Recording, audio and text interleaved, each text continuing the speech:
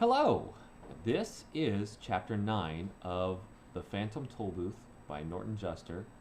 It's all in how you look at things. Soon, all traces of Dictionopolis had vanished into the distance, and all those strange and unknown lands that lay between the kingdom of words and the kingdom of numbers stretched out before them. It was late afternoon, and the dark orange sun floated heavily over the distant mountains. A friendly, cool breeze slapped playfully at the car, and the long shadows stretched out lazily from the trees and the bushes. "Ah, the open road!" exclaimed the humbug, breathing heavily, for he now seemed happily resigned to the trip. "The spirit of adventure, the lure of the unknown, the thrill of a gallant quest. How very grand indeed." And then, pleased with himself, he folded his arms, sat back, and left it at that. In a few more minutes, they had left the open countryside and driven into a dense forest. "This is the scenic route. Straight ahead to point of view," announced a rather large road sign, but contrary to its statement, all that could be seen were more trees. As the car rushed along, the trees grew thicker and taller and leafier until just as they'd hidden the sky completely from view, the forest abruptly ended and the road bent itself around a large promontory. Stretching below, to the left, to the right, and straight ahead as far as anyone could see, lay the rich green landscape through which they had been traveling. "Remarkable view," announced the humbug, bouncing from the car as if he were responsible for the whole thing. "Isn't it beautiful?" gasped Milo. "Oh, I don't know," answered a strange voice. "It's all in the way you look at things." I beg your pardon?" asked Milo, for he didn't see who had spoken. "I said it's all in how you look at things," repeated the voice.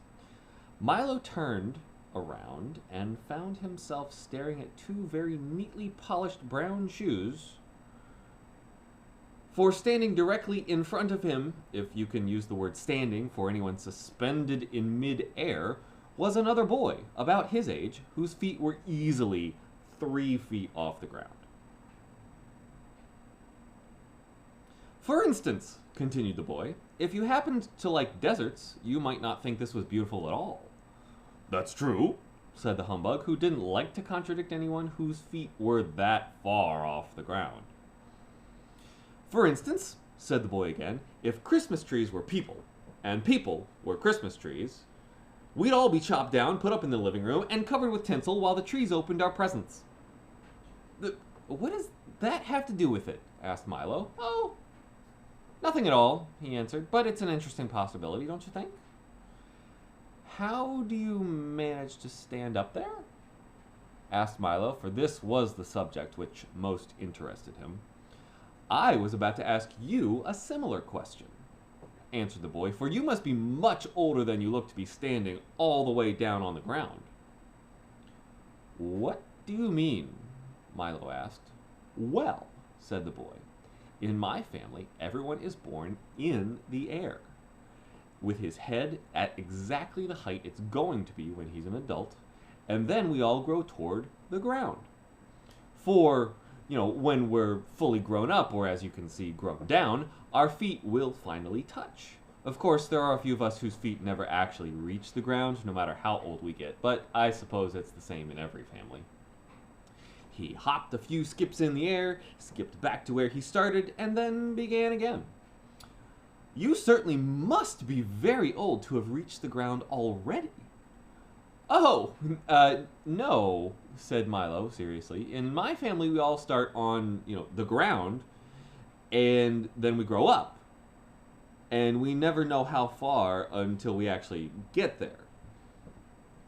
"What a silly system," the boy laughed. Then your head keeps changing its height and you always see things in a different way? Why, when you're 15, things won't look at all the way they did when you were 10, and at 20, everything changes again."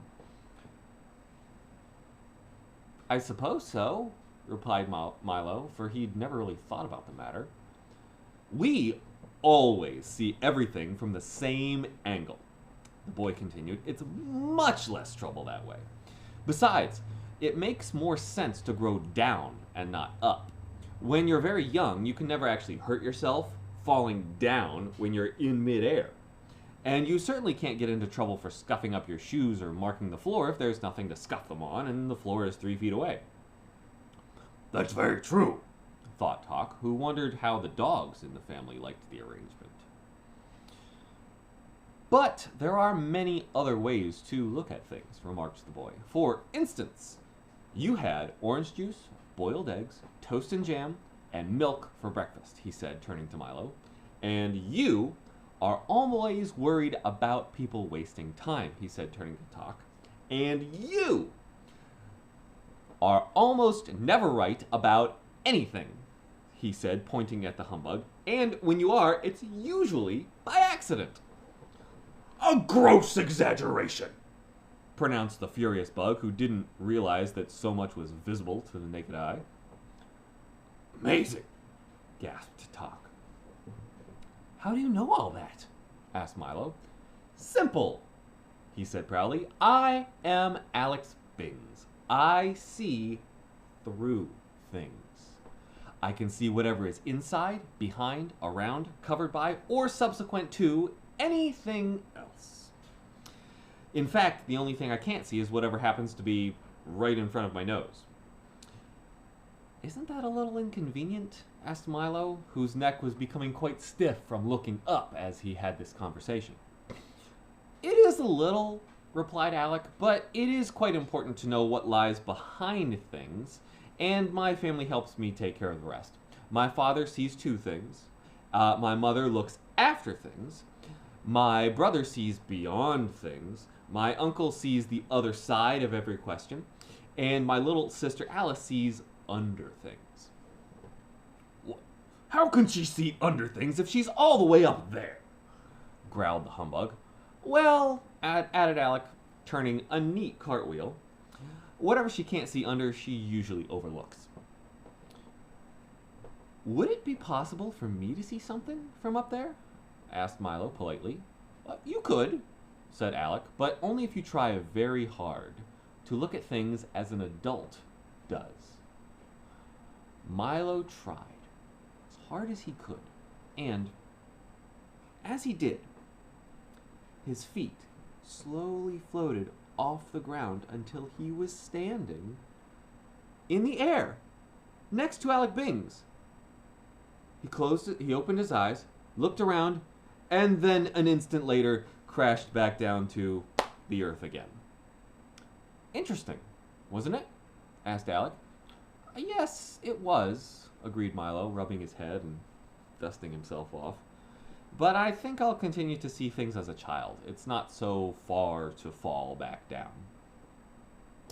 A wise decision, at least for the time being, said Alec. Everyone should have his own point of view. But isn't this everyone's point of view? Asked Talk, looking around curiously. Of course not, replied Alec, sitting himself down on, well, nothing.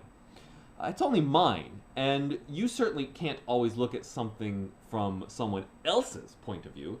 For instance, from here, that looks like a bucket of water, he said, pointing to a bucket of water. But from an ant's point of view, that is a vast ocean. And from an elephant's view, it's just a cool drink. And to a fish, of course, that's home. So you see, the way you see things depends a great deal on where you look at them from. Now, come along. I'll show you the rest of the forest. He ran quickly through the air, stopping occasionally to beckon Milo and Talk and the humbug along, and they followed as well as anyone who had to stay on the ground could. Does everyone here grow the way you do? Puffed Milo when they caught up. Almost everyone, replied Alec, and then he stopped for a moment and thought. Now and then, though, someone does begin to grow differently. Instead of down, their feet actually grow back up towards the sky. But, you know, we do our best to discourage awkward things like that. What happens to them? Insisted Milo. Well, oddly enough, they often grow 10 times the size of everyone else, said Alec thoughtfully. And I've heard that they walk among the stars. And with that, he skipped off once again and headed toward the waiting